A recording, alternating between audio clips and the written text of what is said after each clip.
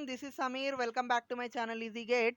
Now we will be discussing about the sources. Okay, the sources are classified as two types. First one is independent sources and the second one is dependent sources. These independent sources are again classified as voltage source and current source. Voltage source and current source. This voltage source is again classified as practical voltage source and ideal voltage source. Practical voltage source and ideal voltage source. And similarly, this current source is also classified as practical current source and ideal current source. Practical current source and ideal current source. Now come to the dependent sources. These dependent sources are classified as four types. In that, first one is voltage controlled current source. Voltage controlled current source. And the second one is voltage controlled voltage source. And the second one is voltage controlled voltage source. Now come to the third one. The third one is current controlled voltage source. Third one is current controlled voltage source. And the fourth one is current controlled current source.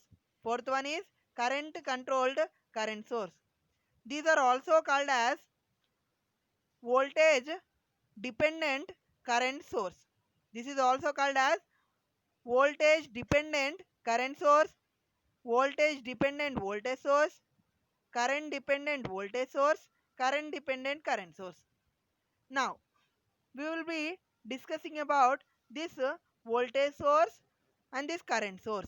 That means we are going to discuss about this independent sources first. In this lecture, we will be covering this practical voltage source and ideal voltage source and the practical current source and ideal current source. Okay. Now, first we will be discussing about this practical voltage source. Okay. Then we will be discussing about the ideal voltage source. Okay. Coming to the representation of voltage source. Okay. Now coming to the representation of voltage source. This is the representation of practical voltage source. This is the representation of practical voltage source which is having some internal resistance which is very much low. Okay. The voltage source which is having some internal resistance is called as practical voltage source. The voltage source which is having some internal resistance is called as practical voltage source. Now, note down the second point. The voltage source which is not having internal resistance, that means which is having zero internal resistance, is called as ideal voltage source. The voltage source which is having zero internal resistance is called as ideal voltage source. Now, we will try to find out the characteristics for the practical voltage source and then ideal voltage source.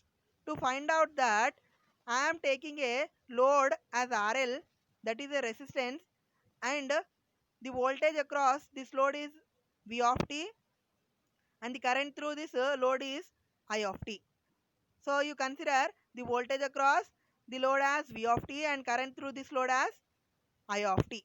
If I apply KVL in this loop, okay, if I apply KVL in this loop in the clockwise direction, we will get minus Vs plus I of t into Rs plus V of t is equal to 0. Okay, the KVL is nothing but the algebraic sum of the voltages in any closed loop is equal to 0. Okay, so if I write down V of t is equal to, that means we need to shift this whole term from this side to this side. We will get V of t is equal to Vs minus I of t into Rs. Okay. If you compare this equation with y is equal to mx plus c. Okay. If you compare this equation with y is equal to mx plus c, you will get the slope m value as minus Rs. Okay. You will get the slope value as minus Rs. If I consider x value as I of t and c value as Vs and y value as V of t, we will get m value as minus Rs. That means we are getting a negative slope.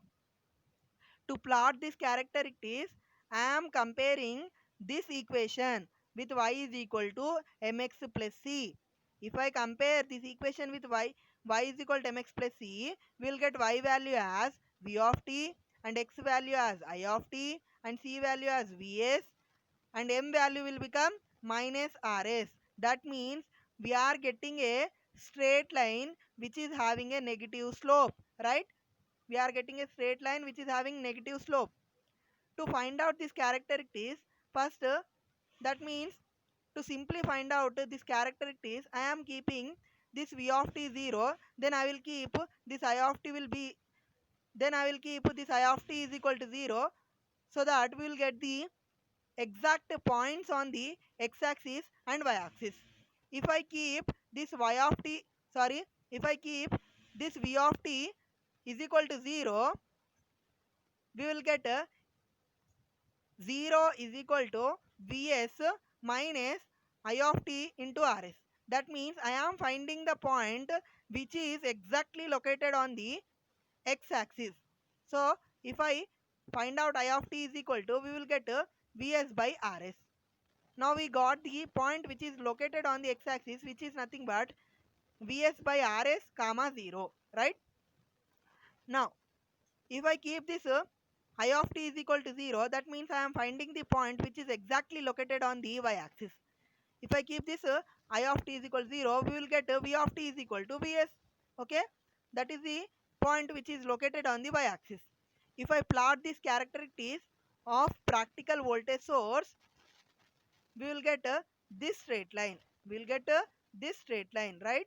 This black pen indicated straight line is the characteristics curve of the practical voltage source, right?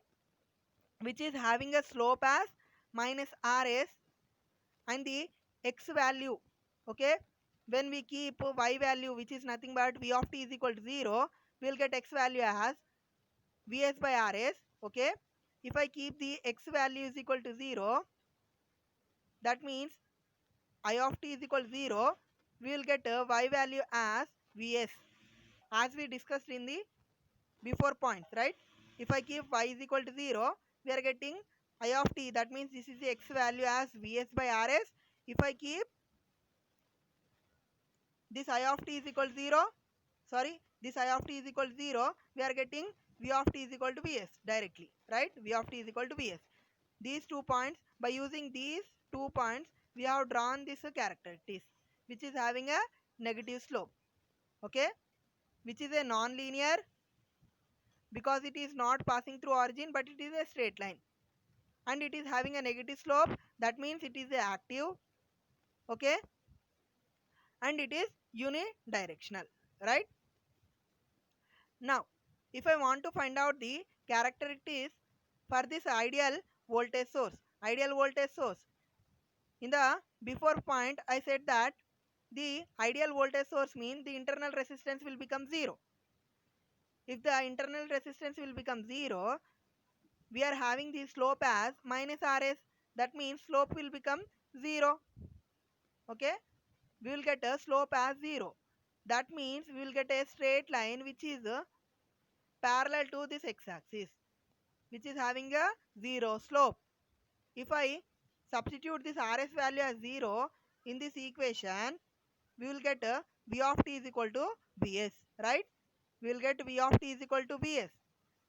This straight line, we will get to this straight line. This is the characteristic curve or characteristic straight line for the ideal voltage source which is having a 0 internal resistance.